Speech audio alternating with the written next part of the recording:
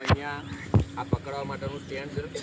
અહીંયા આપણી પાસે પિન છે બરોબર. તો અહીંયા લોક મારેલું છે, પણ લોકથી અહીંયા પિન કાઢી અને પછી અહીંયાથી આપણે દબાવ્યું છે. એટલે શું થશે કે અહીંયા ઉપર મેં તમને વાત કરી તે રીતે અંદરની સાઈડ આ ઉપરના ભાગે કાચની બોટલ હશે કે જેની અંદર એસિડ હોય. શું હોય?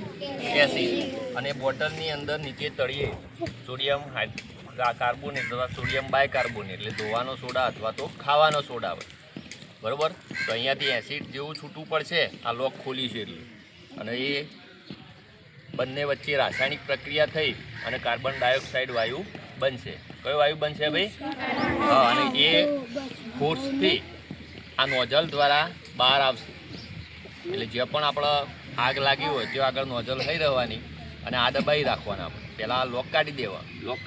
લોક કાઢીશું ત્યારે જ થશે, એના પહેલાં થશે નહીં. તો આપણે હવે જો સૌ પ્રથમ આપણે અહીંયા થોડી આગ લગાવીશું અને પછી એને આપણે ઓલવવાનો પ્રયત્ન કરીશું.